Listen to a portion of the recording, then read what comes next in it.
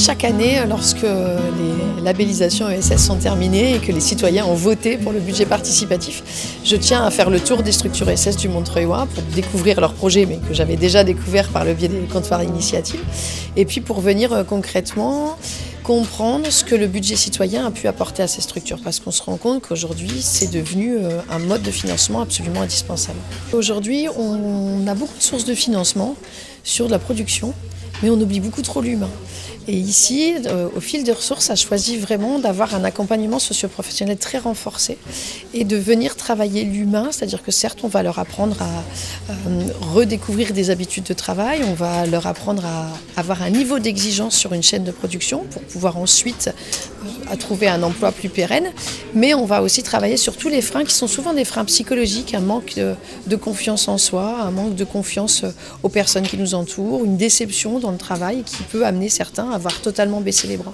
Et venir travailler, comme ça va être le cas ici, à travers des ateliers d'expression corporelle et puis aussi on va dire un peu de théâtre, c'est important parce que ça leur permet de se rendre compte qu'ils sont aussi capables d'autres choses et ça leur permet de s'ouvrir aussi de nouveau au monde et je pense que c'est absolument indispensable. Aujourd'hui, on a trop de gens qui ont perdu confiance, qui se marginalisent non pas par fainéantise et par manque d'envie d'aller travailler, mais juste parce qu'il y a quelque chose qui s'est brisé dans leur parcours de vie vis-à-vis de la société.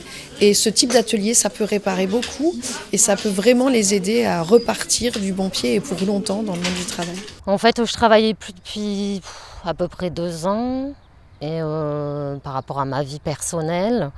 Et du coup, j'ai décidé de retravailler. Je ne savais pas trop quoi faire, dans quel endroit me réorienter, etc. Et du coup, je suis arrivée ici. Et ils m'ont réappris à avoir confiance en moi, à apprendre plein de choses. On a été bien entourés. Et je fais de la couture. Chose que je n'avais jamais fait de ma vie.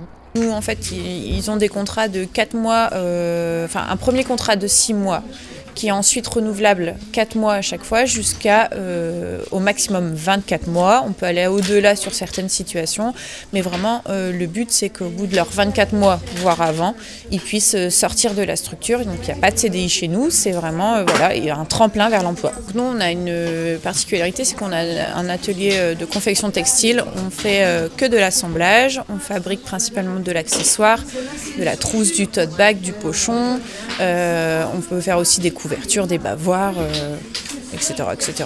On a un partenariat avec Rini Orthopédie, donc qui fabrique des corsets pour personnes handicapées.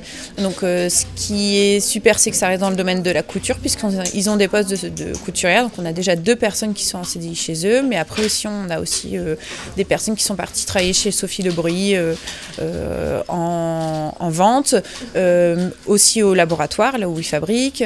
On a aussi des personnes qui sont parties du type Carrefour en employé libre-service ou Drive. Le but, c'est de mettre en place des ateliers expression de soi pour qu'ils puissent retrouver une confiance en eux, qu'ils soient plus à l'aise si demain ils doivent candidater face à des recruteurs, etc. Et aussi dans la vie personnelle, avoir plus d'estime de soi et être un peu plus ouvert à l'extérieur.